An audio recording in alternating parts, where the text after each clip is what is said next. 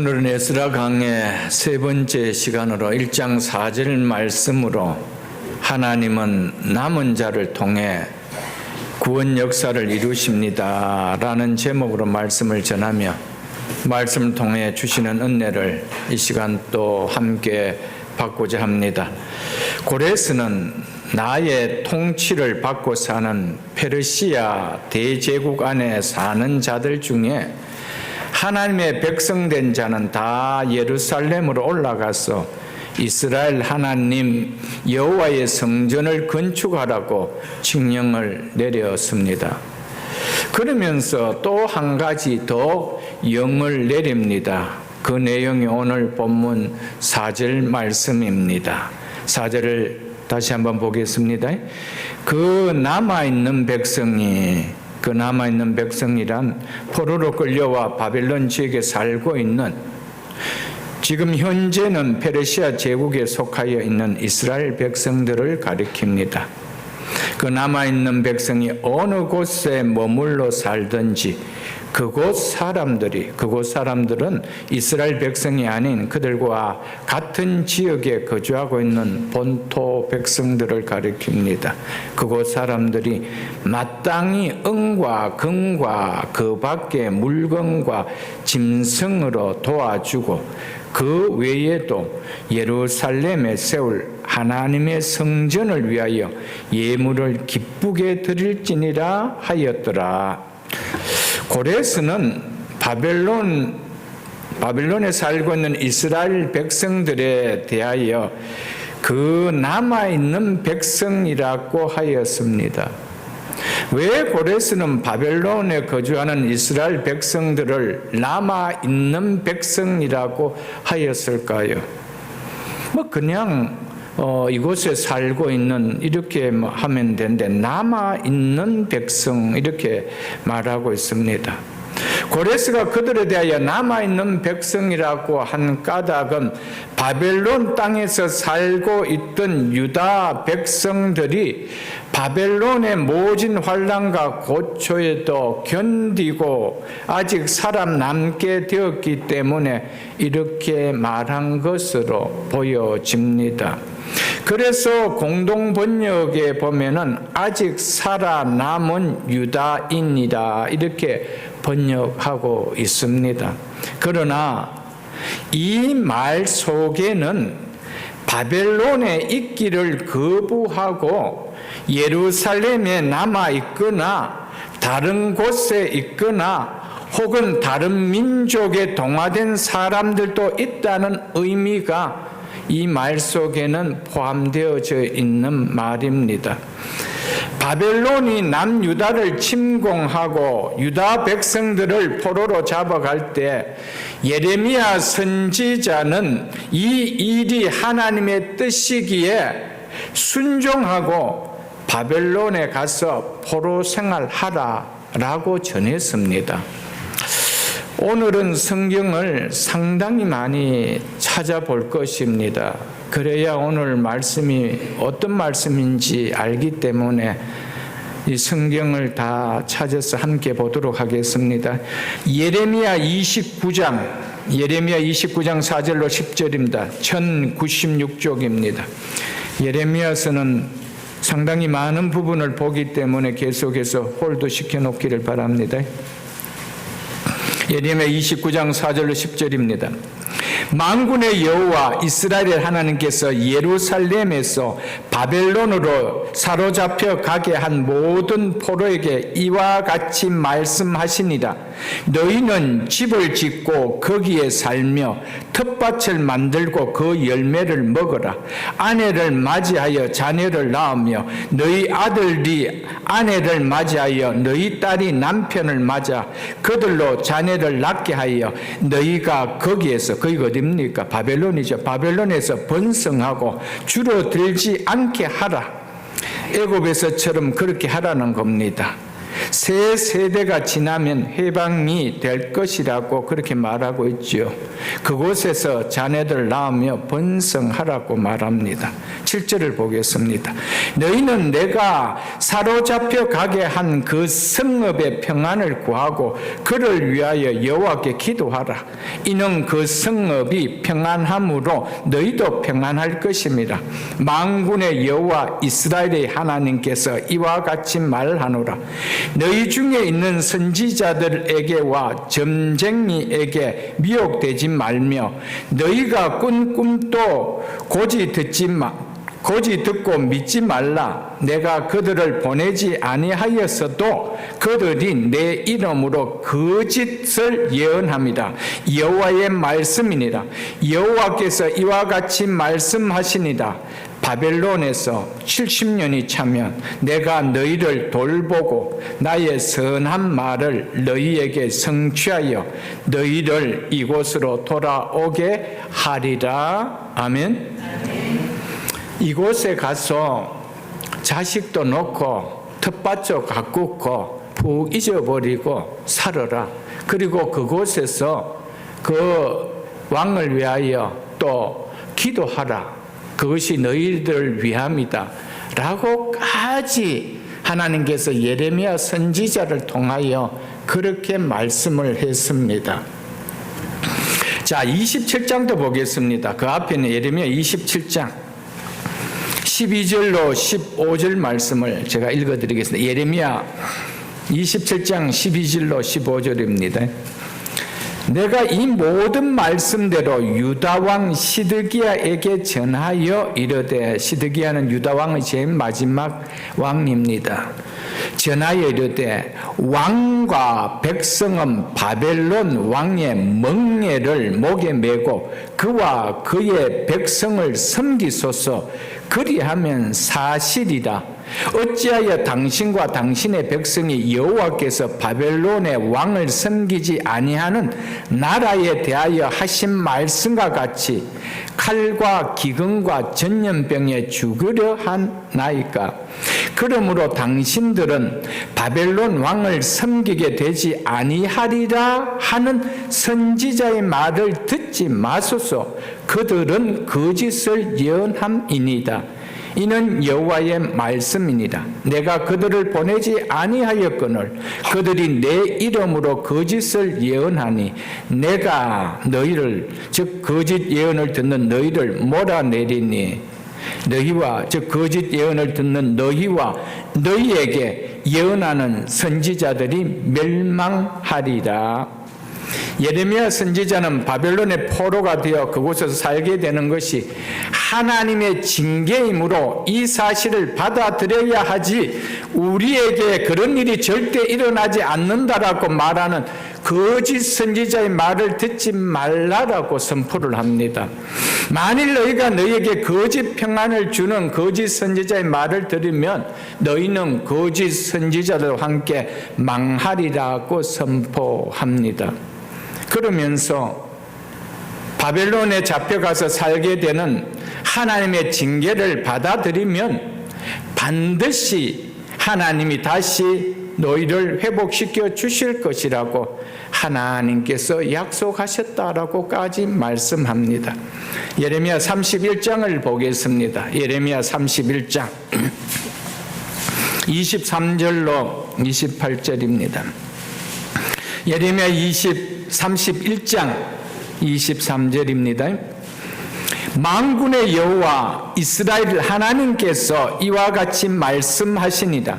내가 그 사로잡힌 자를 돌아오게 할 때에 그들이 유다 땅과 그 성읍들에서 다시 이 말을 쓰리니 곧 의로운 처소요 거룩한 산이요 여호와께서 네게 복을 주시기를 원하노라 할 것이며 유다와 그 모든 성읍의 농부와 양떼를 인도하는 자가 거기에 함께 살리니 이는 내가 그 피곤한 심령을 상쾌하게 하며 모든 연약한 심령을 만족하게 하였음이라 하기로. 아직 이것은 일어나지 않은 미래에 하나님께서 포로된 이스라엘 백성들을 다시 예루살렘으로 돌아오게 귀환시킨 다음에 일어나는 일임에도 불구하고 피곤한 심령을 상쾌하게 하며 모든 언약의 심령을 만족하게 하였습니다 라고 완료 시제로 쓰고 있습니다. 그래서 이것은 미래에 일어날 일이기 때문에 미래 시제로 번역하는 성경도 있습니다. 히브리어에서 완료 시제는 이것은 미래에 일어날 일이짐에도 불구하고 반드시 이루어질 너무나 확실한 일일 때는 이렇게 시제를 사용하고 있습니다. 그래서 만족하게 이미 하였습니다. 이렇게 하였던 것이었습니다. 26절을 보겠습니다. 내가 깨어보니 내 잠이 달았더라. 계시를 받아 예언하는 예레미야 자신에게도 이 소식은 너무나 큰 기쁨이었다라는 의미입니다. 여호와의 말씀이니라. 보라, 내가 사람의 씨와 짐승의 씨를 이스라엘 집과 유다 집에 뿌릴 날이 이르리니라고 하고 있죠. 하나님께서 사람과 짐승을 이스라엘 땅과 유대 땅에 번성하게 할 것이라는 말씀입니다. 28절을 보겠습니다.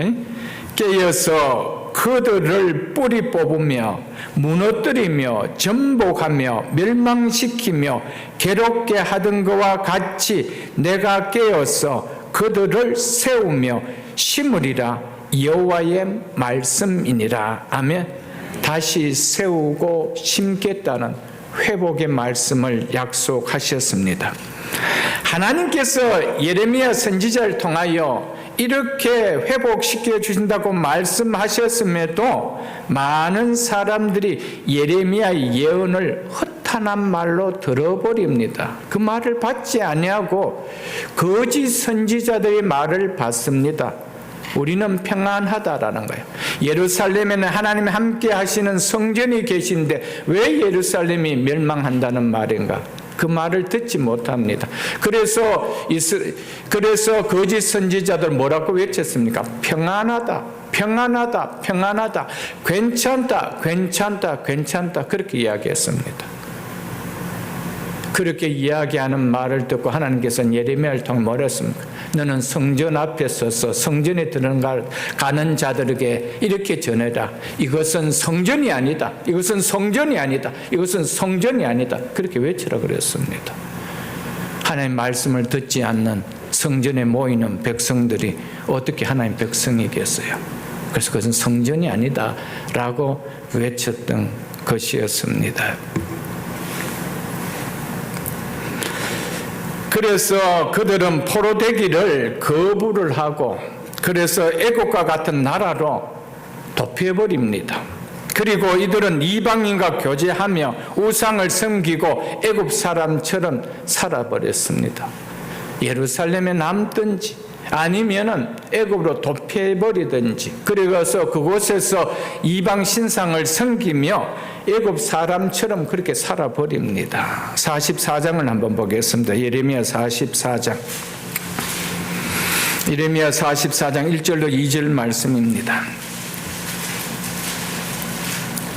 애굽에 사는 모든 유다 사람, 애굽 땅에 누가 살고 있대요? 유다 사람이 살고 있대요. 애굽 땅에 사는 모든 유다 사람, 한두 사람이 아니다 이 말입니다. 모든 유다 사람 곧 믹돌과 다마네스와 놉과 바드로스 지방에 사는 자에게, 이건 다 애굽 땅의 도시지요. 사는 자에 대하여 말씀이 예레미야에게 임하니라. 이르시되 만군의 여호와 이스라엘의 하나님께서 이와 같이 말씀하시니라. 너희가 예루살렘과 유다 모든 성읍에 내린 나의 모든 재난을 보았느니라. 보라, 오늘 그것들이 황무지가 되었고 사는 사람이 없나니라고 했습니다. 예루살렘은 다 멸망했다는 거예요. 그렇다고 너가 애굽 땅에 피해서 괜찮느냐? 아니라는 겁니다. 8절을 보겠습니다. 어찌하여 너희가 너희 손이 만든 것으로 나의 노여움을 일으켜 너희가 가서 머물러 사는 애굽 땅에서 다른 신들에게 분향함으로 끊어버림을 당하여, 즉 너희 자신을 멸절시키며 이렇게 말을 하고 있는 것입니다. 세계 여러 나라 가운데서 저주와 수치거리가 되고자 하느냐? 12절 보겠습니다. 내가 또 애굽 땅에 머물러 살기로 고집하고 그리로 돌아간 유다의 남은 자들을 처단하리니 그들이 다 멸망하여 애굽 땅에서 엎드려질 것이라. 그들이 칼과 기근에 망하되 낮은 자로부터 높은 자까지 칼과 기근에 죽어서 저주와 놀램과 조롱과 수치의 대상이 되리라. 내가 예루살렘을 벌한 것 같이 애굽 땅에 사는 자들을 칼과 기근과 전염병으로 벌하리니 애굽 땅에 들어가서 거기서 머물러 살려는 유다의 남은 자 중에 피하거나 살아남아 소원대로 돌아와서 살고자 하여 유다 땅에 돌아올 자가 없을 것이라. 도망치는 자들 외에는 돌아올 자가 없으리라 하셨느니라. 거기에서 잘 살게 해주신대요? 아니요. 너는 거기서 너희들이 망해버릴 것이다. 그렇게 이야기하고 있다는 겁니다. 여러분, 하나님의 말씀을 순종하고 순종하지 아니하고 내가 말씀의 잣대가 되어 살아간다라는 것이 얼마나 어리석다라는 것을 우리는 구약의 말씀을 통하여 깨달을 수가 있어야 됩니다. 26절도 보겠습니다. 그 밑에 있는 26절로 30절까지 보겠습니다. 그러므로 애굽 땅에서 사는 모든 유다 사람이여 여호와의 말씀을 들으라. 여호와께서 말씀하시되 보라 내가 나의 큰 이름으로 맹세하였은즉 애굽 온 땅에 사는 유다 사람들의 입에서 다시는 내 이름을 부르며 주 여호와의 살아계심을 두고 맹세하노라 하는 자가 없으리라. 보라 내가 깨어 있어 그들에게 재난을 내리고 복을 내리지 아니하리니 애굽 땅에 있는 유다 모든 사람이 칼과 기근에 망하여 멸절되리라. 하나님의 말씀에 불순종하는 죄가 얼마나 하나님 앞에 크다는 사실을 우리는 이 말씀들을 보면서 깨닫고 살아갈 수 있기를 축복합니다. 하나님 말씀을 불순종하는 것이 나에게는 이것이 뭐가 죄냐라고 할지 모르겠지만은 하나님에게 있어서 가장 큰 죄는 하나님의 말씀에 불순종하는 죄임을 우리는 깨달을 줄 알아야 됩니다. 우리가 부모로서 그렇지 않습니까? 부모로서 자식들을 키우며 부모의 말을 불순종하면서 뭔가 이렇게 때가 되어 선물을 가져온다고 해서 그것을 기쁘게 받을 수 있나요, 여러분들? 그렇지 않습니다. 하나님은 제일 기뻐하는 것이 말씀에 대한 순종입니다. 다른 걸 원하는 것이 아니요, 여러분. 우리는 말씀에 불순종하면서 다른 것으로 뭔가를 열심히 내어 하나님을 기쁘시게 하는 것이 이야기하는데 하나님을 기쁘시게 하는 것은 말씀의 순종입니다. 그 사실을 여러분들 깨달을 수 있어야 됩니다.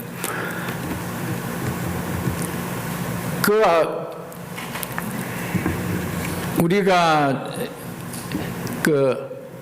아담과 하와는 열심히 하나님의 말씀대로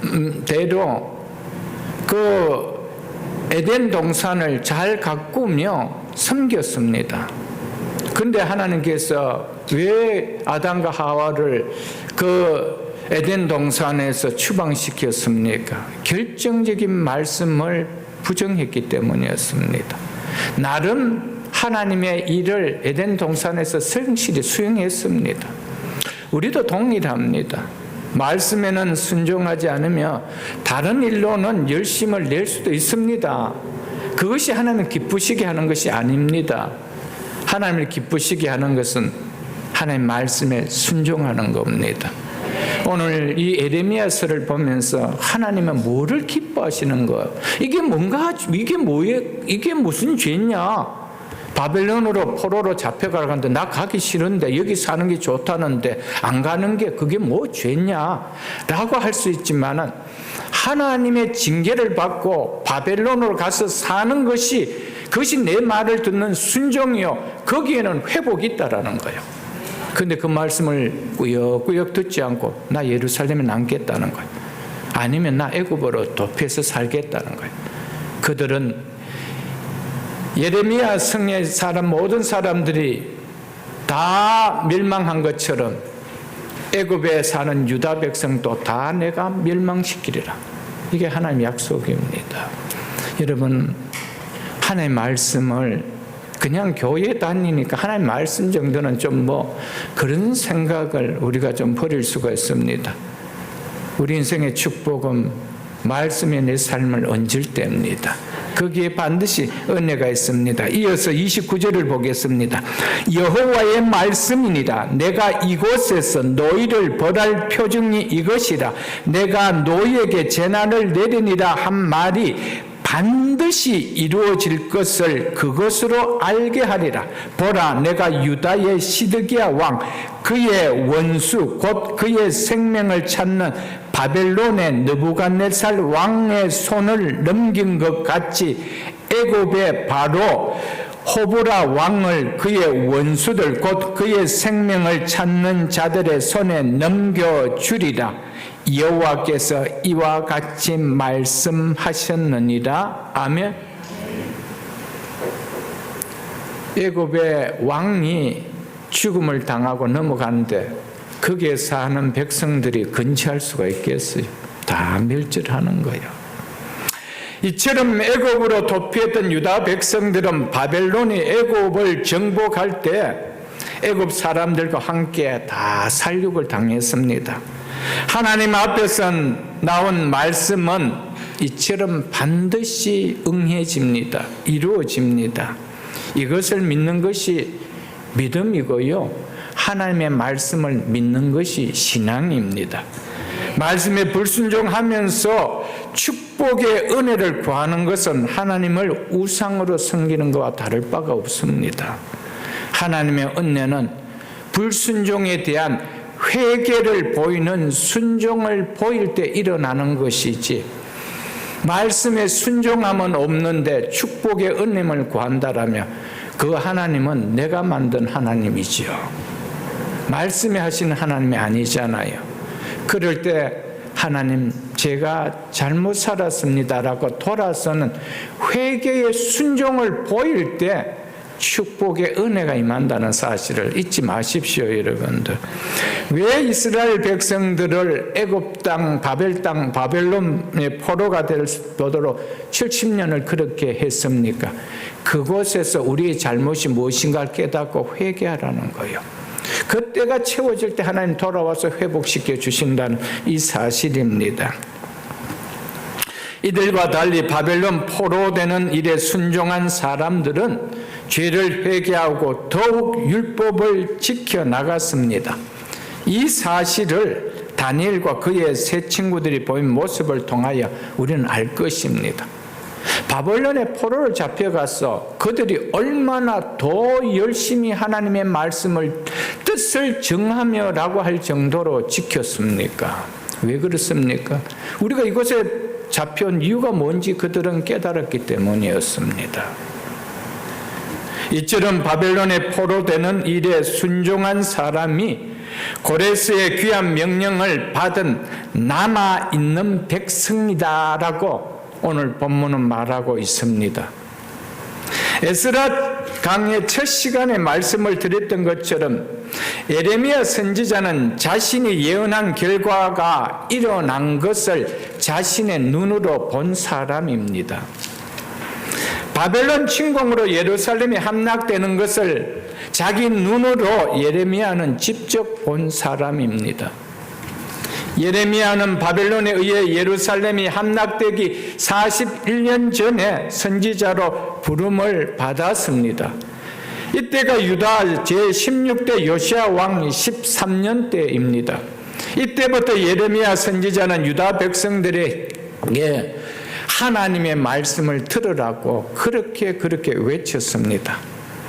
그런 가운데서도 바벨론의 3차 침공이 있는 주전 588년에서 2년 뒤 예루살렘이 함락되는 586년 사이에, 즉 시드기야 마지막 왕 시드기야 왕 제9년에서 11년 사이에 예레미야 예언의 사역이 집중되어 있습니다. 그것을 기록해 놓은 것이 예레미야서입니다. 그 가운데서도 예레미야 함락 직전 수개월에 집중되어서 이 말씀이 기록되어져가 있습니다. 에스라 강의 첫 시간에 이 부분을 제가 잠깐 언급했지요.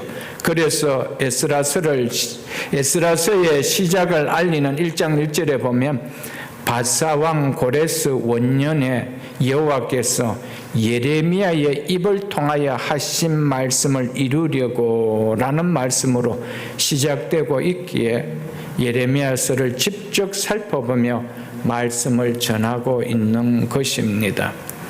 우리가 이 내용을 잘 모르면은 그냥 큰 덩치는 알아도 좀 세부적으로 이 의미를 깨닫는 것은 어렵기에 오늘도 어쩔 수 없이 한 절을 가지고 이 말씀을 전할 수밖에 없었던 것이었습니다.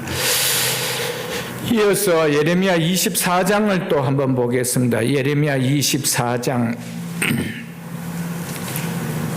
1절 이하를 쭉 보겠습니다.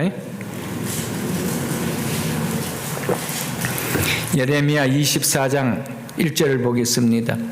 바벨론의 느부갓네살 왕이 유다 왕 여호야김의 아들 여고냐는 여호야긴의 다른 이름입니다. 유다 고관들과 목공들과 철공들을 예루살렘에서 바벨론으로 옮긴 후에, 이때가 주전 597년 바벨론의 2차 침공 때입니다. 여호와께서 여호와의 성전 앞에 놓인 무화과 두 광주리를 내게 보이셨는데, 한 광주리에는 처음 익은 듯한 극히 좋은 무화과가 있고 한 광주리에는 나빠서 먹을 수 없는 극히 나쁜 무화과가 있더라. 여호와께서 내게 이르시되 예레미야야 네가 무엇을 보느냐 하시며 내가 대답하되 무화과이온데 그 좋은 무화과는 극히 좋고 그 나쁜 것은 아주 나빠서 먹을 수 없게 나쁘나이다 하니, 예루살렘이 바벨론의 침공을 받게 될 것이며 그때 유다 백성은 바벨론의 포로가 되어 그것을 살게 될 것이라고 하나님께서 예레미야 선지자를 통하여 미리 말씀하셨기 때문에 포로로 끌려가는 사람은 하나님의 말씀에 순종을 보인 사람이고, 그래서 그들을 좋은 무화과에 비유를 했습니다. 말씀에 불순종을 보이며 포로로 잡혀가지 않고 예루살렘에 남아있거나 애굽에 도망간 자들은 먹을 수 없는 나쁜 무화과 나무라, 그렇게 표현하였던 것이었습니다. 비록 하나님은 죄로 인해 징계할지라도 당신이 하신 말씀에 순종해서 포로가 되는 징계를 선히 받아들이는 자에게는 회개의 은혜가 임하기 때문에 극히 좋은 무화과라고, 즉 좋은 백성이라고 하였지만, 끝까지 고집을 피우고 하나님의 말씀에 불순종하며 바벨론 포로에 잡혀가지 않고 예루살렘에 남아 살겠다고 한 자는 먹을 수 없는 극히 나쁜 무화과, 즉 나쁜 백성이라고 하였습니다. 그럼에도 바벨론으로 잡혀가지 않고 예루살렘에 남은 자들과 애굽으로 도망간 자들은 스스로 자신들이 이스라엘에 남아있는 자들이라고 여겼습니다. 하지만 하나님의 평가는 완전히 달랐습니다. 그들은 하나님께 저주를 받아 멸절할 자들이다. 진짜 남은 자들은 바벨론의 포로로 잡혀간 자들이다 라고 하셨습니다. 이렇게 하나님의 말씀대로 일어난 일에 순복하며 바벨론의 포로로 잡혀간 백성은 하나님의 은혜를 누리게 되며, 고집하며 예루살렘에 남은 자들과 애굽으로 도망간 자들은 하나님의 은혜에서 제외됩니다.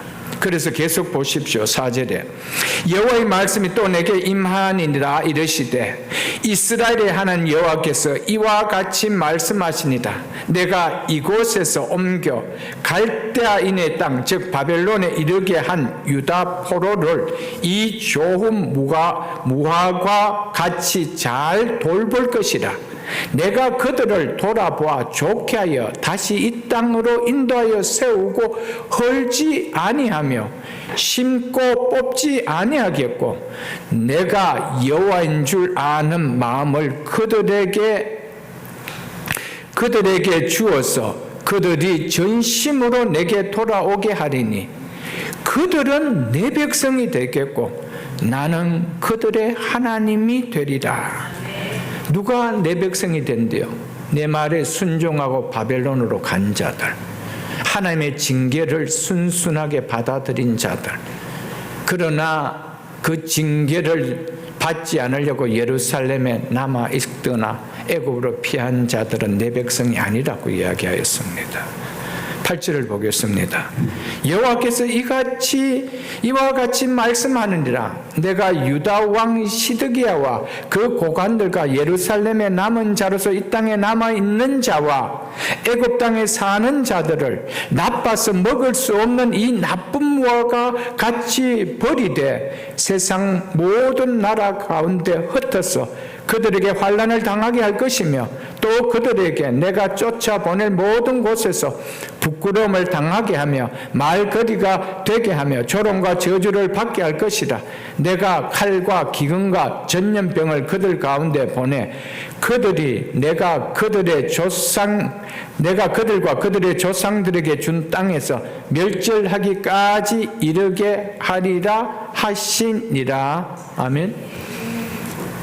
하나님은 말씀에 불순종하는 것을 먹을 수 없는 극히 나쁜 무화과에 비유했습니다.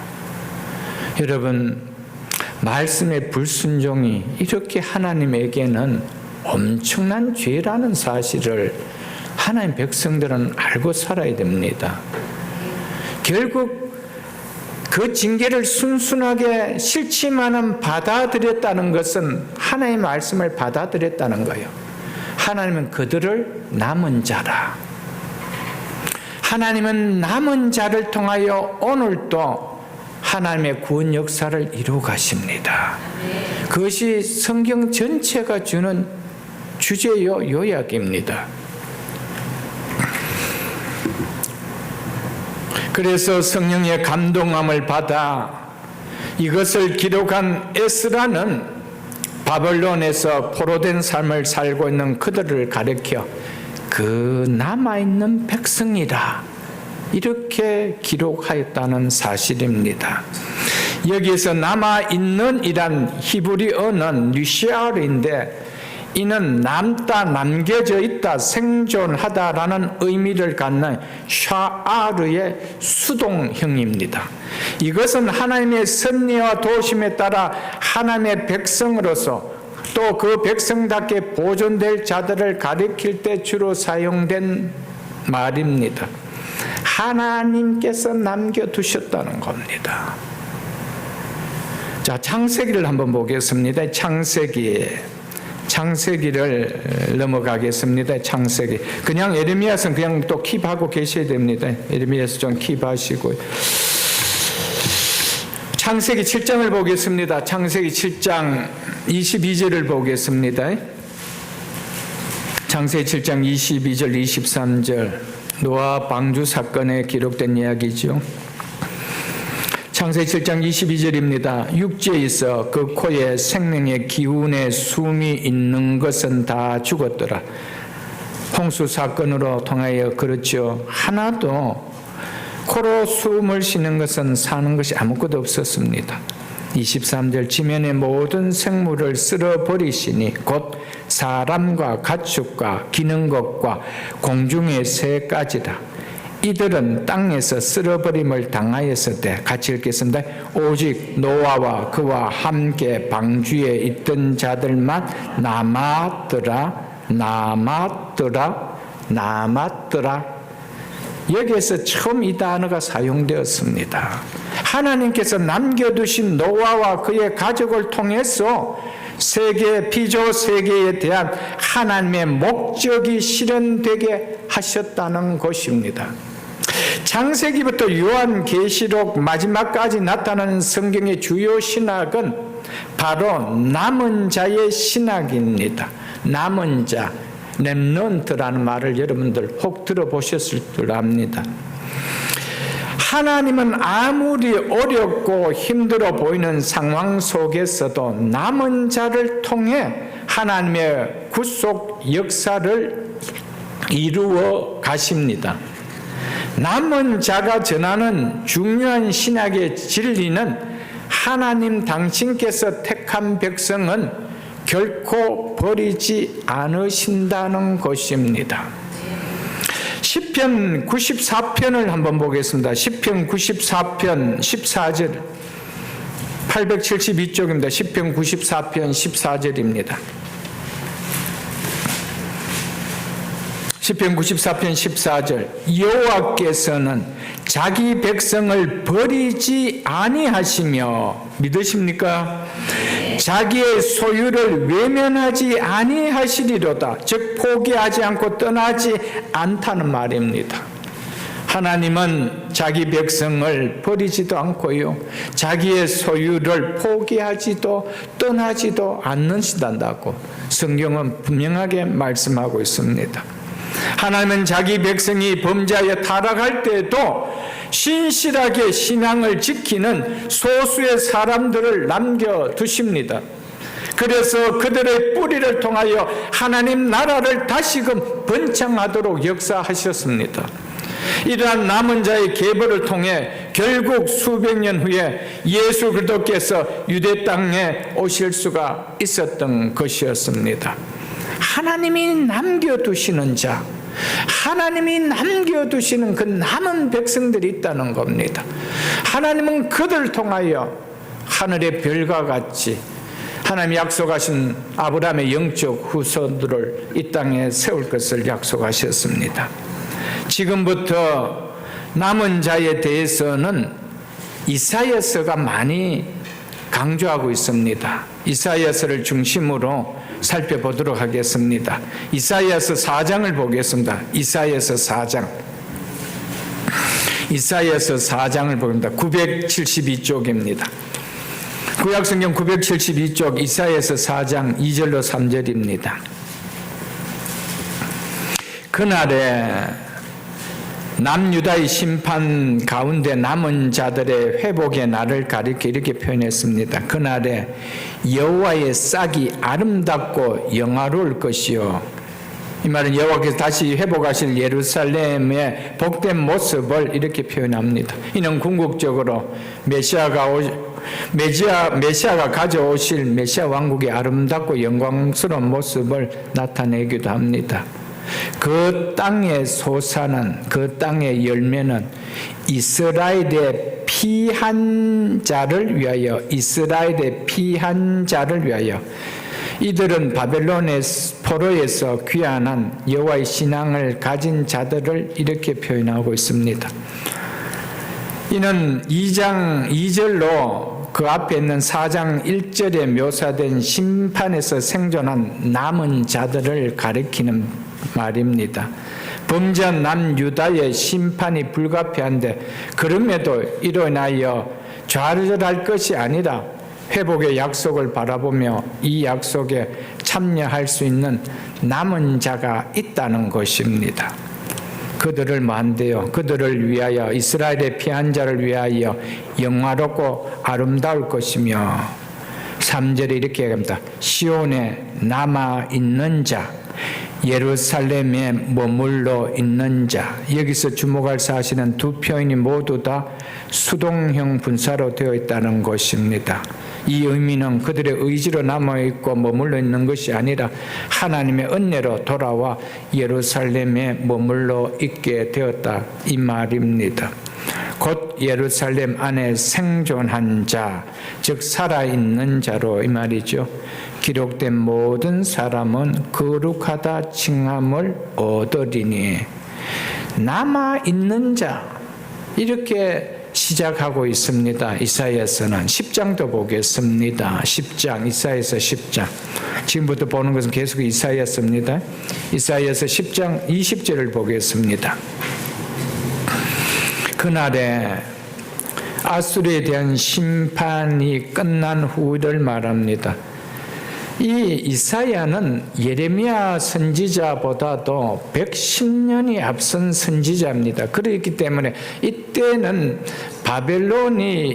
바벨론이 강대국이 아니고 아수르가 강대국이 됐습니다. 그래서 아수르를 지금 이야기하고 있는 겁니다. 그날에 아수르에 대한 심판이 끝난 후의 말입니다. 이스라엘의 남은 자와 야곱 족속에 피난한 자들이, 여기서 이스라엘 남은 자와 야곱 족속의 피난한 자들은 다 동일한 의미입니다. 아수르의 잔혹한 침략에도 불구하고 하나님의 택한 백성들 가운데 생명을 보존한 남은 자가 있다는 사실을 강조하기 위하여 두 번이나 반복적으로 이렇게 표현했습니다. 그날에 이스라엘 남은 자와 야곱의 피난한 자들이 다시는 자기를 친 자를, 즉 아수르를 이야기합니다. 의지하지 아니하고 이스라엘의 거룩하신 이 여호와를 진실하게 의지하려니 남은 자, 즉 바벨론 포로 후 예루살렘에 돌아올 자를 지칭합니다. 이 큰 그림을 보여주고 있습니다. 곧 야곱의 남은 자가 능하신 하나님께로 돌아올 것이다 라고 했습니다. 남은 자.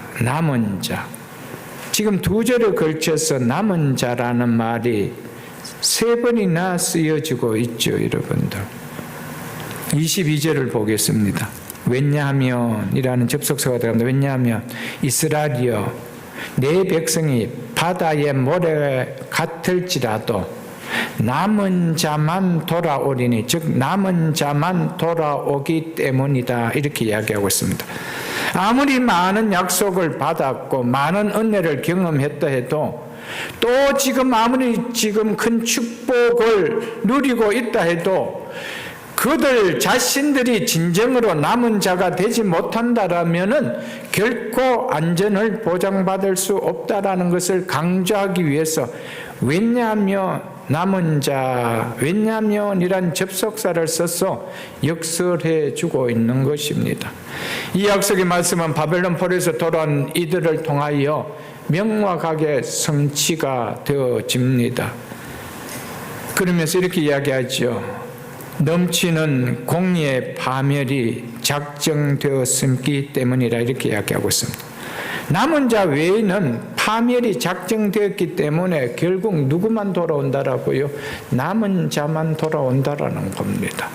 하나님은 남은 자를 통하여 일해 가시고 남은 자를 통하여 오늘도 당신의 뜻을 이루어 가신다는 사실입니다. 37장도 보겠습니다. 37장 30절로 33절을 보겠습니다. 이 내용은 유다 히스기야 왕 때 아수르가 예루살렘을 두 번째 침공할 때 히스기야가 자기 옷을 찢고 굵은 베옷을 입고 성전에 들어가 무릎을 꿇고 기도할 때였습니다. 기도를 드신 하나님께서 이사야 선지자를 통하여 이 말씀을 주신 내용입니다. 30절을 보겠습니다.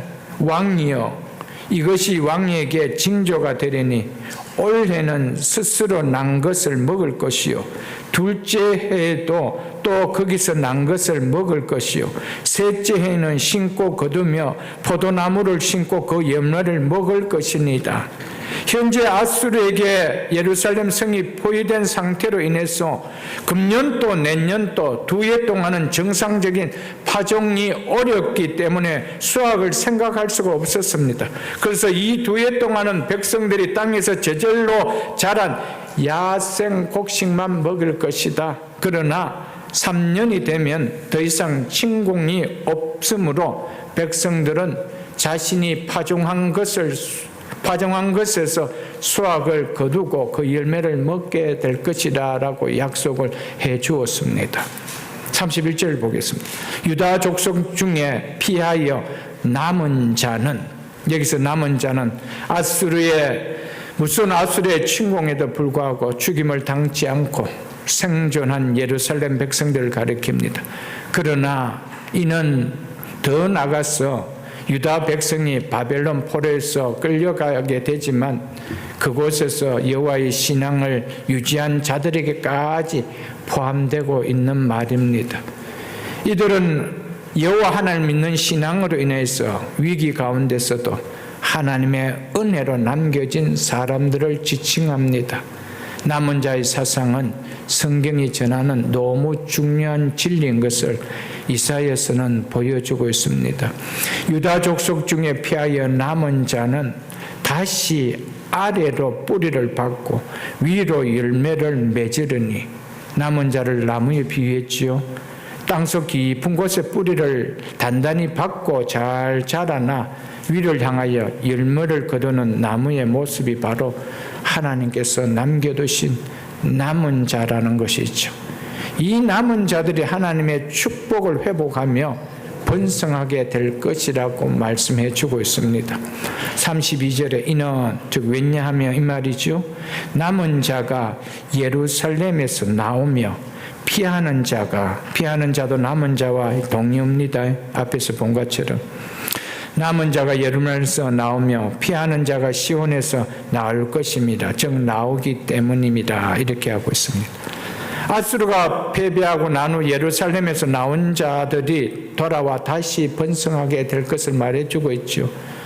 만군의 여호와의 열심히 이를 이루시리라, 이를 이루시기 때문이다, 이렇게 말씀하고 있습니다. 그들이 잘나서가 아닙니다. 하나님의 열심히 이걸 이룬다, 이것을 이루기 때문에 돌아올 수 있다는 겁니다. 남은 자가 깊은 곳에 단단히 뿌리를 받고 위를 향해 열매를 맺을 수 있는 근본 이유가 뭐래요? 여호와 하나님이 열심히 그것을 가능하게 했기 때문이라는 겁니다. 사랑하는 성도 여러분, 우리가 구원받은 백성으로서 천성을 향하여 나아가면서 이 땅에 살아가는 동안에 하나님의 구속 사역을 이루어가는 일들을 감당해 나가는 것은 하나님의 열심 때문입니다. 하나님이 우리에게 그 믿음을 주시고 그 말씀을 들을 수 있고 그 믿음을 우리에게서 일어날 수 있도록 해주셨기 때문입니다. 한번 생각해 보십시오. 우리의 겉사람은 항상 육체대로 살고 싶어 합니다. 육신이 원하는 대로 살고 싶어 합니다. 육신을 쫓아 살고 싶어 합니다. 그런데 우리의 속사람을 성령 하나님께서 우리를 붙들어 주시기 때문에 세상 속에 빠지지 아니하고 애굽 땅에 가여 살지 아니하고, 그래 적지만은 말씀에 순종하며 예배자를 지키며 여기까지 나올 수 있었던 것이었습니다. 믿으십니까? 여러분이 잘나서가 아닙니다. 하나님의 은혜였습니다. 여러분과 제가 무엇이건데 하나님께서 남겨준 자가 됩니까? 그래서 오늘도 우리를 통해서 하나님의 구속 사역은 이루어갈 수 있도록 이 땅에 우리를 사용하고 있습니까? 우리를 통하여 얼마나 하나님은 이 땅에 구속 사역을 이루어갈 수 있도록 얼마나 일을 많이 합니까? 적은 교회에서 미자 교회를 섬기며, 적은 교회지만은 또 많은 선교사들을 도와가며 이 땅에 하나님을 세워가고는 이 구속 사역을 이루어가는 것은 하나님의 열심 때문입니다. 우리가 잘났을까 아니요. 그런 자로 사용될 수 있도록 남겨두셨다는 것이죠. 얼마나 복이요, 여러분들.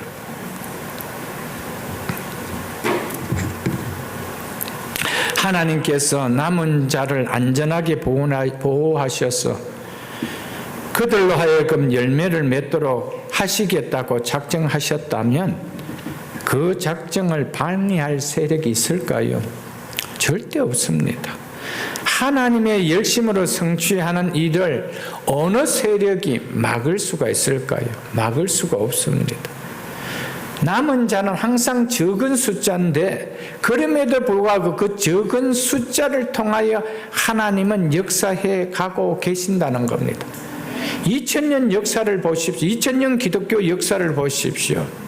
정말 강대한 세력 앞에 그냥 무너질 것 같이 보이는데 하나님이 남은 자들을 남겨두시고 그 세력이, 그 어둠의 세력에게 그 방해를 받지 않도록 막아주셨기 때문에 하나님의 교회가 든든히 설 수가 있고 하나님의 백성들이 여기까지 설 수가 있었던 것이었습니다.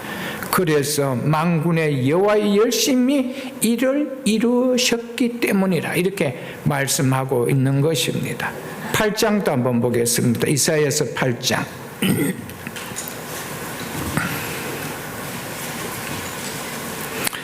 이사야서 8장 9절로 보겠습니다. 9절 이하를 보겠습니다. 이 말씀은 하나님을 믿는 백성 가운데 남은 자들이 멸망하지 않을 것이라는 것을 말해주고 있는 말씀입니다. 너희 민족들아 함성을 질러보라. 아수를 위시하여 하나님 백성을 적대하는 민족들을 가리켜 이렇게 표현했습니다. 그러나 끝내 패망하리라. 너희 먼 나라 백성들아 들을지어다. 너희 허리를 동이라. 침략을 위한 군사 행동을 하라 이 말이죠. 그러나 끝내 패망하리라.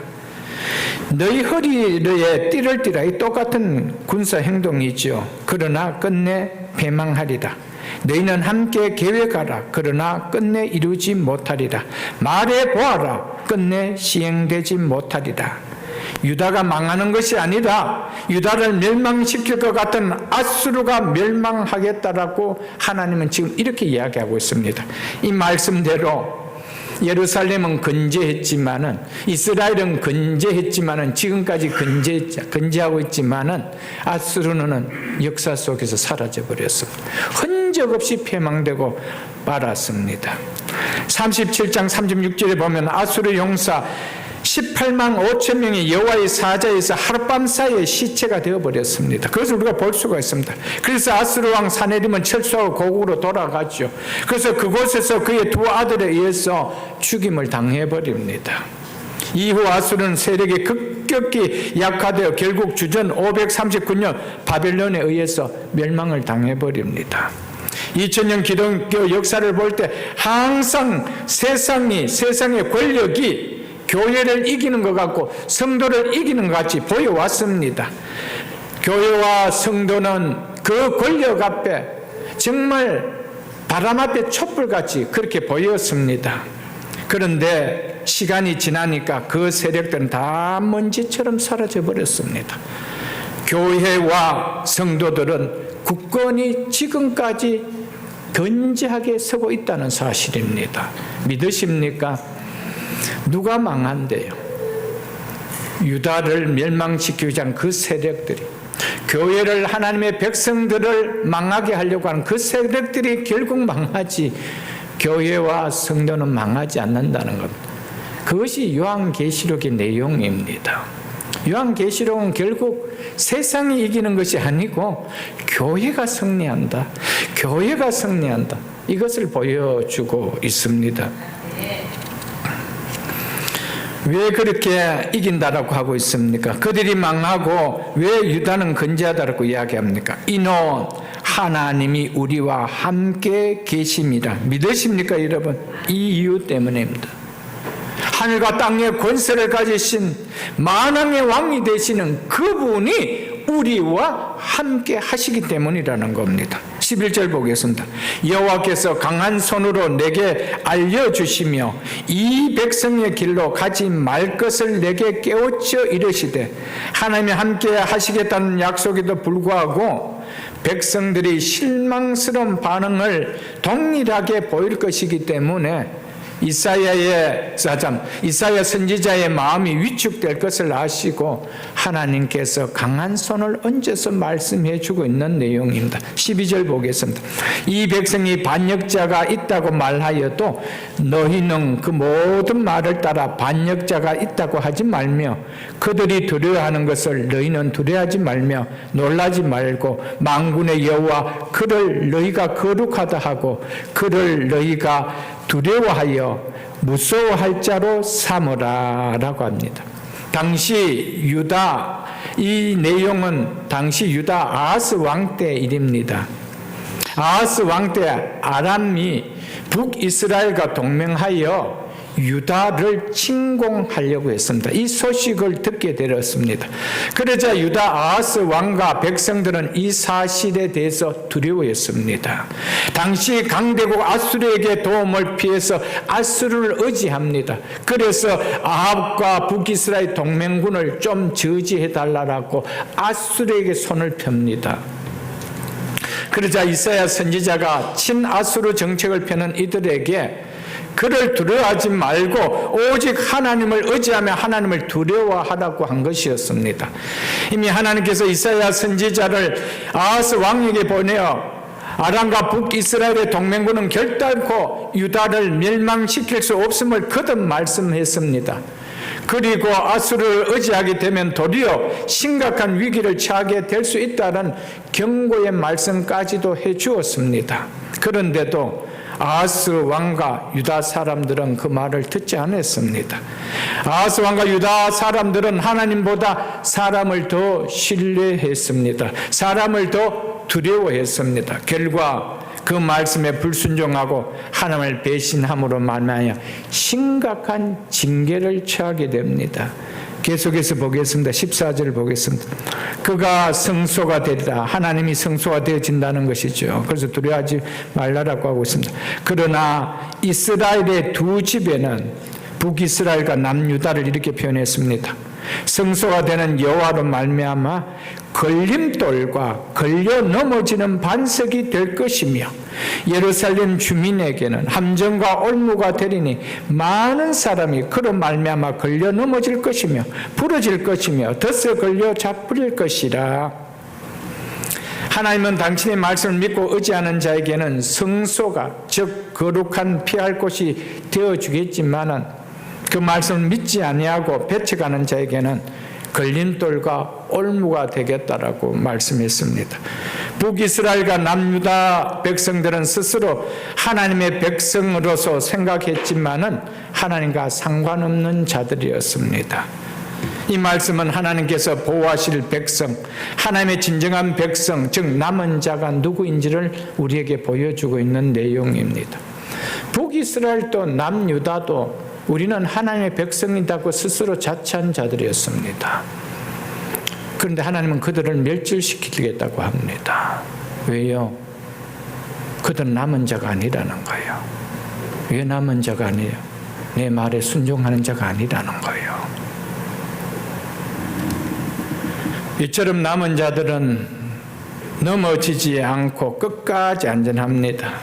그런데 그 안전은 인간의 편에서 믿음과 순종으로 특징 지어지는 경건한 생활의 방식으로 나타난다는 것입니다. 이것을 우리에게 보여주고 있습니다. 하나님 우리와 함께 하셔서 우리를 안전하게 지켜주시지만은 그 안전은 우리의 편에서는 믿음과 순종으로 나타난다는 겁니다. 그래서 안전이 누려진다는 것이죠.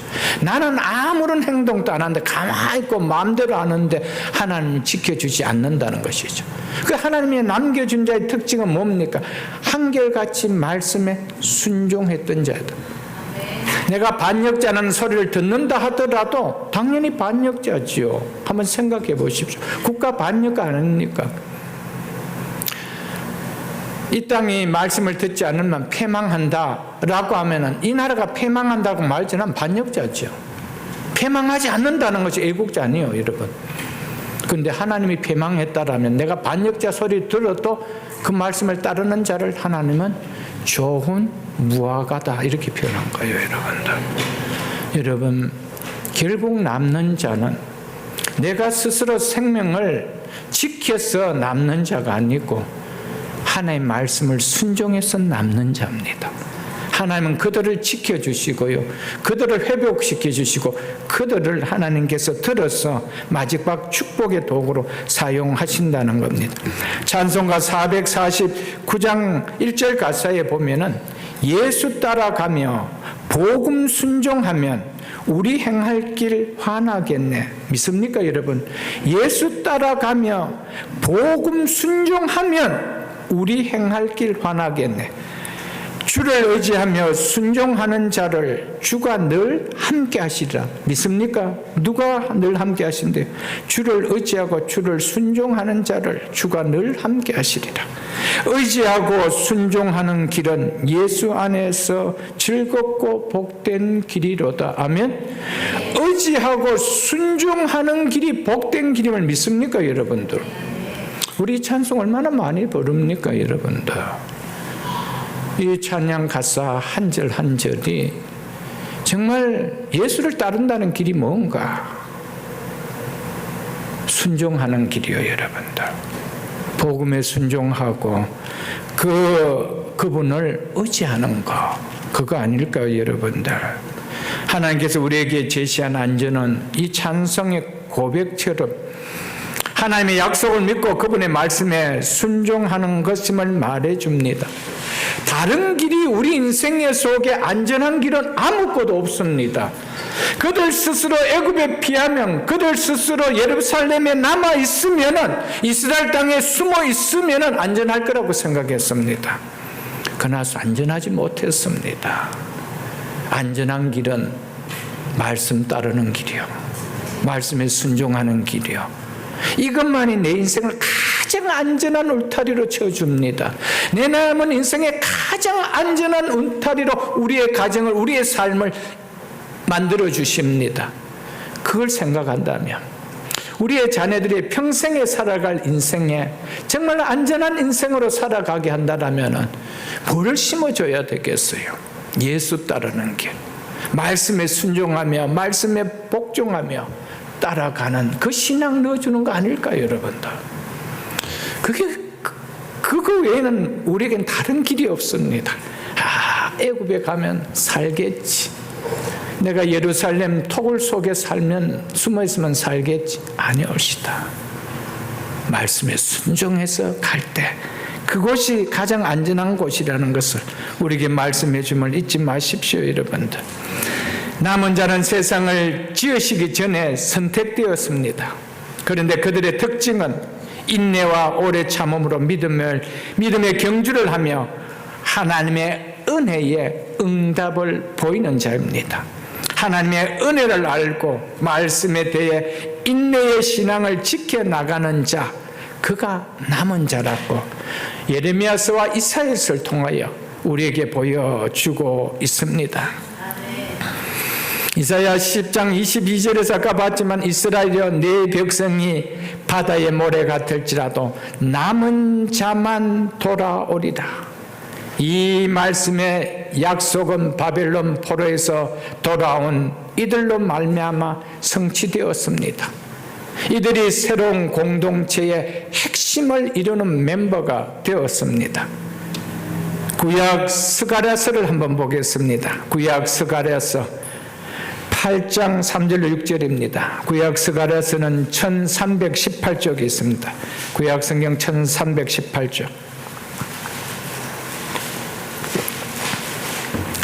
학개와 스가랴서는 포로 이후의 선지자들입니다. 그래서 바벨론에서 포로에서 돌아온 이후에 성전을 지을 때 활동했던 선지자가 학개와 스가랴 선지자입니다. 그 중에 스가랴 선지자 이렇게 말합니다. 스가랴 8장 3절 6절 보겠습니다.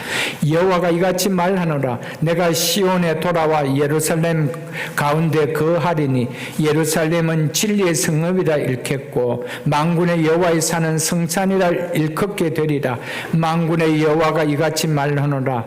예루살렘 길거리에 늙은 자들과 늙은 여자들이 다시 늙은 남자들과 늙은 여자들이 다시 앉을 것이다. 다 나이가 많으므로 저마다 손에 지팡이를 잡을 것이요 그 성읍 거리에 손녀과 손녀들이 가득하여 거기에서 뛰놀리리라. 만군의 여호와가 이같이 말하였노라. 이 일이 그날에 남은 백성의 눈에는 기이하려니와 내 눈에야 어찌 기이하겠느냐? 만군의 여호와의 말이니라. 바벨론 포로 생활에서 1차로 귀환한 백성은 과거 예루살렘이 바벨론에 함락하기 이전의 인구에 비하면 절대적으로 적은 숫자였습니다. 그럼에도 하나님께서 예고하신 모든 일이 성취되는 날에 예루살렘에 늙은이들과 어린아이들이 가득하게 될 것이라고 말해주고 있습니다. 이것은 바벨론 땅에 돌아온 남은 자들이 예루살렘 성전을 짓는 당시에 기대할 수 있던 것은 어려운 일이었습니다. 우리는 이 숫자밖에 아닌데 어떻게 늙은이들과 어린아이들이 이 예루살렘 길에 이 땅에 가득할 것인가? 뭐하게 보였다는 거예요? 기이하게 보였다는 거예요. 그러나 하나님의 눈에는 기이한 일이 아니라는 겁니다. 왜냐하면 하나님은 이를 계획하시고 성취하시는 분이기 때문에 당연히 일어난다는 것이죠. 그래서 스가랴에서도 보면은 뭐라고 이야기하고 있습니까? 이 공동체를, 성전을 재건하고 있는 이 공동체의 중심 멤버가 누구라는 겁니까? 남은 백성, 남은 자. 그래서 그날의 남은 백성의 눈에는 기이하려니와 이렇게 이야기합니다. 8장도 보겠습니다. 스가랴 8장 11절로 12절도 보겠습니다. 그 아래에 있는 11절로 12절에 만군의 여호와의 말씀이다. 이제 내가 이 남은 백성을 대하기를 옛날과 같이 아니할 것이라. 곧 평강의 씨앗을 얻을 것이라. 포도나무가 열매를 맺으며 땅이 산물을 내며 하늘은 이슬을 내리니 내가 이 남은 백성으로 이 모든 것을 누리게 하리라. 아멘. 누구에게 이 복을 주신대요? 남은 자에게. 우리의 인생 가운데 내가 머리를 써서 내 계획으로 내 생각을 하면은 가장 복된 인생, 가장 안전한 인생으로 살 거라고 생각했는데 성경은 남은 자가 이 복을 누릴 것이라고 합니다. 말씀의 순종을 보인 자가 이 복을 누릴 것이라고 이야기합니다. 우리는 하나님의 말씀을 보면서 그냥 이스라엘의 과거 역사구나 이것이 아니고 오늘 또 통일하게 하나님은 우리에게 하신 말씀인 것을 기억하십시오. 여러분들, 하나님의 말씀에 불순종하고 안전한 인생을 살은 자가 없고요, 행복한 인생을 살은 자가 없습니다. 성경에 개인과 국가를 보십시오. 있는가? 없었습니다. 우리는 하나님의 말씀을 귀하게 여기며 살아가는 신앙 될 수 있기를 축복합니다.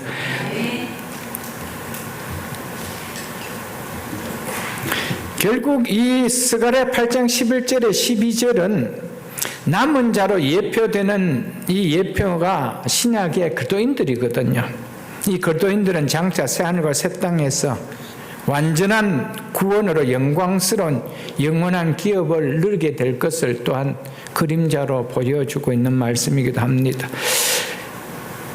그 앞에 있는 스바냐 3장도 한번 보겠습니다. 스바냐 3장을 한번 보겠습니다. 스바냐 3장 1308쪽입니다. 1308쪽 스바냐 3장 12절 보겠습니다. 내가, 하나님께서 말씀하고 있죠. 내가 공고하고 가난한 백성을, 남은 자들을 이렇게 표현한 것입니다. 남은 자들 이렇게 표현했습니다. 내가 공고하고 가난한 백성을 네 가운데, 예루살렘 내죠, 예루살렘 가운데 남겨두리니. 누가 남겨둔대요? 내가 남겨두리니. 하나님의 주권적 역사를 강조해주고 있습니다. 누가 남겨두신대요? 하나님이 남겨두신대요. 여러분, 이걸 보면은 내 신앙이 하나님 앞에 남겨둔 자가 되기를 우리 편에서는 사모해야 되지 않을까요, 여러분도? 그리고 그 모습을 나타내는 신앙이 되어야 하지 않을까요, 여러분? 남겨두면 남겨두고, 안 남겨두면 안 남겨두고. 여러분, 집에 물건 하나 남겨두고 안 남겨두는 그런 개념이 아니잖아요. 내가 공고하고 가난한 백성을 내 가운데 남겨두리니 그들이 여호와 이름을 의탁하여 보호를 받을지라. 즉 어탁하여 피난처로 삼을 것이라 이 말입니다. 13절 보겠다. 이스라엘의 남은 자는 악을 행하지 아니하며 거짓을 말하지 아니하며 입에 거짓된 혀가 없으며 먹고 누울지라도 그들을 두렵게 할 자가 없으리라. 아멘. 하나님 이 정도로 안전을 지켜주십니다. 그리고 남은 자는 어떤 삶의 특성까지 보여준다라고 스바냐에서는 이야기하고 있습니다. 여러분들, 하나님 나라의 참 백성의 모습이 어떤 것인지를 이 말씀이 보여주고 있지요. 한마디로 이야기해서 교만한 자들이 없다는 겁니다. 남은 자에게는 교만한 자가 없다는 것입니다. 왜요? 하나님의 은혜를 알기 때문에. 하나님의 은혜를 알기 때문에 교만한 자가 없다는 겁니다. 그래서 그들의 특징이 뭐래요? 하나님만을 의지하고 하나님에게서 보호를 받기를 원하고 있다는 겁니다. 이게 남은 자의 특징인 것을 믿습니까, 여러분들? 이것이 새벽 이슬 모든 성도들이 다 될 수 있기를 주님의 이름으로 축복합니다.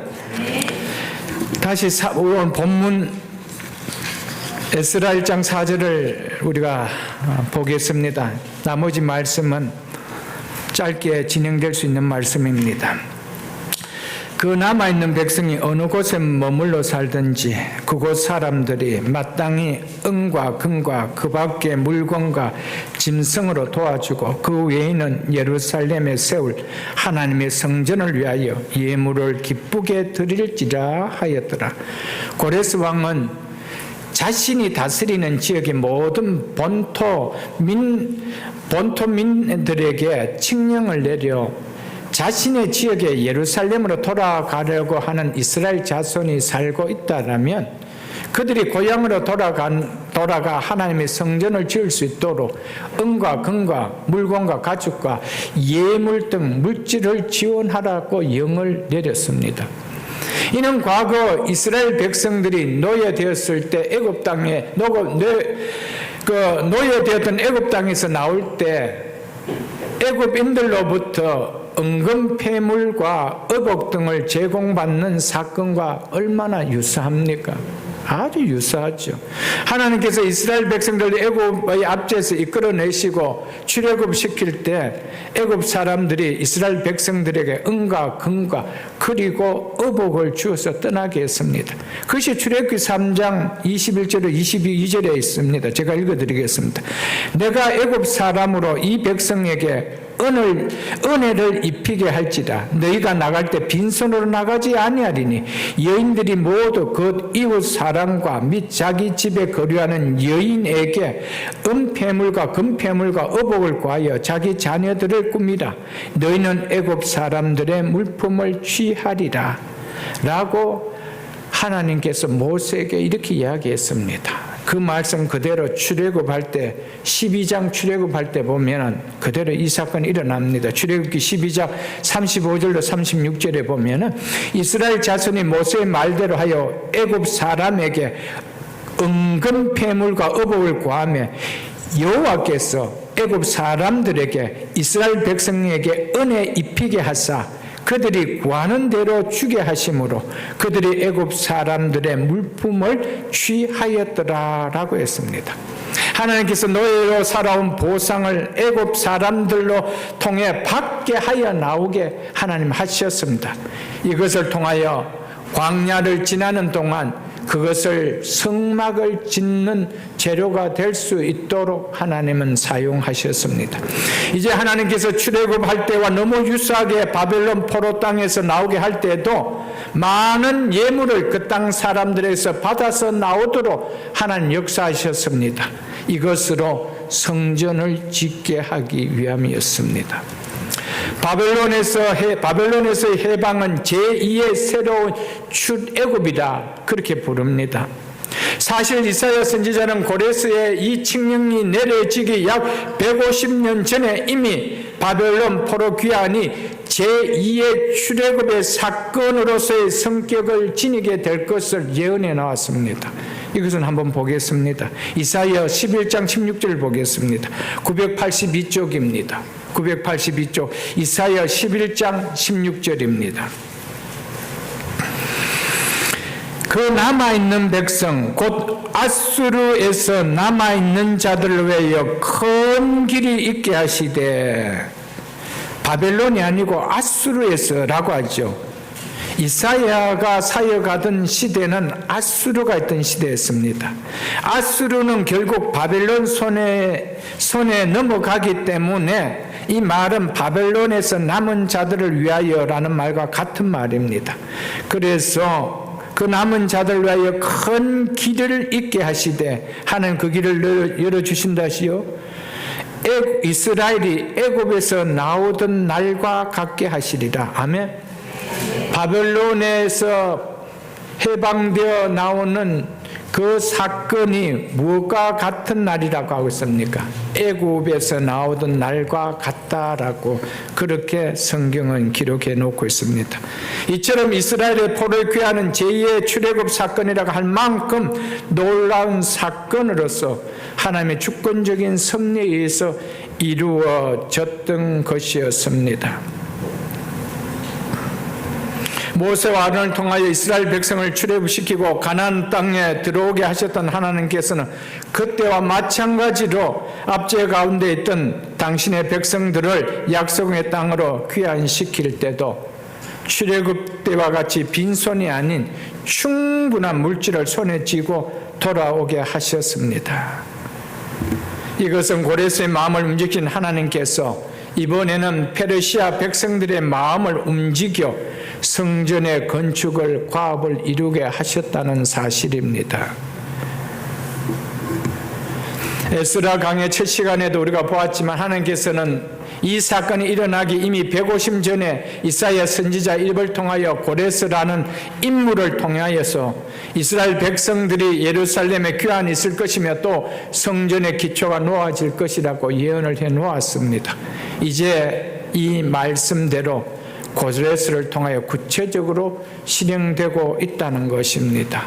사랑하는 성도 여러분, 하나님의 입에서 나가는 말은 반드시 하나님이 기뻐하시는 뜻을 이룬다는 사실을 잊지 마십시오. 이게 하나님의 말씀입니다. 하나님의 말씀을 존중히 여기면은 내가 그를 존중히 여긴다라고 왜 그렇게 하셨을까요? 하나님의 말씀 자체를 존중히 여길 때 그 말씀 자체가 존중히 여겨주는 능력으로 역사해 나오기 때문입니다. 여러분, 하나님의 말씀은 그냥 숙제하는 것처럼 그냥 한 번 보고 두 번 보고 그런 책이 아닙니다. 그래서 우리의 모든 인생의 삶을 어디 위에 얹을 것인가? 내 머리 위에 얹을 것인가? 내 배운 지식 위에 얹을 것인가? 세상의 가치관 위에 얹을 것인가? 말씀 위에 얹을 것인가? 그게 신앙입니다. 그 결과는 말씀에 얹을 때에 내 삶의 결과는 그 말씀이 나타내 줍니다. 하나님의 말씀은 하신 대로 이루어집니다. 믿으십니까, 여러분들? 이것을 붙드는 게 신앙생활 아니에요, 여러분들. 말씀과 무관하게 사는 것이 어찌 신앙생활인가, 여러분? 사랑하는 성도 여러분, 우리의 삶 속에 하나님의 말씀을 존중하게 여기는 우리 모두 다 될 수 있게 주님 축복합니다. 예루살렘에 세울 하나님의 성전을 위하여 예물을 기쁘게 드릴지니라. 고레스가 귀환하는 이스라엘 백성들에게 물질로 도와주라는 명령한 핵심이 뭡니까? 예루살렘 성전을 재건하기 위해서라고 하고 있죠. 에스라 본문에서 고레스가 내린 조서의 내용에 이렇게 이 내용이 포함되어 있는 것을 보면은 구태여 그냥 나가라 이렇게 하면 될 텐데, 예루살렘에 세울 하나님의 성전을 위하여 예물을 기쁘게 드리라고 이 내용까지 고레스가 내린 이 조서를 에스라가 이렇게 본문에 기록하고 있는 내용은 뭘까요, 여러분들? 이것은 예루살렘의 성전 재건은 단지 이스라엘 백성의 자각에 의해서 된 것이 아니라 하나님에 의해서 주권 주권적으로 되어진 것임을 이야기를 합니다. 그것을 지을 수 있는 재료까지도 물질까지도 누가 하게 행하는 것이냐? 내가 행한 것이 아니냐? 이것을 이야기하고 있는 것입니다. 즉 하나님이야말로 이스라엘에만 머무는 하나님이 아니라 만민을 다스리는 하나님이신 것, 페르시아의 백성들의 마음까지도 만질 수 있는 분이 이분이라는 것, 이걸 이야기해 주고 있는 것입니다. 사랑하는 성도 여러분, 아무리 고레스가 페르시아의 대제국 왕 고레스가 명을 내렸다 한들 귀환하는 이스라엘 백성들에게 페르시아 백성들이 은과 금과 물질들을 주지 않으면 그만 아니요. 그거 다 조사하겠어요? 그런데 성경은 즐거이, 즉 이 말은 자발적으로 자원해서 드렸다라고 하고 있습니다. 이게 어떻게 가능할까요? 아무리 전제 군주 시대라 하더라도 왕의 한마디에 이렇게 내 이웃에 사는 이스라엘 백성이 떠난다고 해서 내 집에 있는 부하를 내주겠어요, 여러분들? 이것은 하나님의 개입이 아니면 결코 불가능한 것을 이야기해 주고 있습니다. 그래서 출애굽 3장 21절에도 내가 애굽 사람으로 나의 백성에게 은혜를 입히게 할지라. 그래서 너희가 나갈 때 빈손으로 나가지 않겠다고 했습니다. 여호와께서 애굽 사람들에게 이스라엘 백성에게 은혜를 입히게 하사라고 하면서 하나님께서 그렇게 할 수 있도록 은혜를 입혔다 이렇게 이야기하고 있습니다. 사랑하는 성도 여러분, 하나님이 원하시면 하나님께서는 믿지 않은 사람들의 마음까지 움직여서 당신의 일을 이루어 가신 하나님입니다. 고레스의 마음도 느부갓네살의 마음도 하나님 다 움직이십니다. 그 백성들의 마음까지도 움직이십니다. 사랑하는 성도 여러분, 그렇다면 하물며 너일까 보냐? 하물며 내 백성일까 보냐? 이 사실 믿습니까, 여러분들? 이분이 우리 하나님이신데 하나님이 약속하셨는데 왜 내 방법으로 살아갑니까? 왜 하나님의 말씀은 제쳐놓고 내가 걱정해서 내 인생을 내가 안전한 울타리를 치려고 애굽으로 가고 모압으로 가고 왜 그럽니까? 힘들어 보여도 바벨 땅같이 힘들어 보여도 말씀 안에 살 때 하나님의 은혜가 임합니다. 하나님의 약속에 축복이 임합니다. 오늘 이것을 에스라서 3 강의를 하면서 마지막으로 우리에게 주신 말씀입니다. 사랑하는 성도 여러분, 에스라서를 보면서 말씀을 귀하게 여기십시오. 말씀에 내 인생에 내 가정과 내 자녀들의 모든 삶이 거기에 달렸다는 것을 받아들이십시오. 그게 믿음이고 그게 신앙입니다. 이 삶을 살아가고 내 남은 인생 속에 하나님께서 무슨 복으로 나를 남은 자의 인생 그도인으로 삼아주셨는지 깨닫고 이제는 그에 걸맞는 삶을 살아가는 우리 모두가 다 될 수 있기를 주의 이름으로 축복합니다.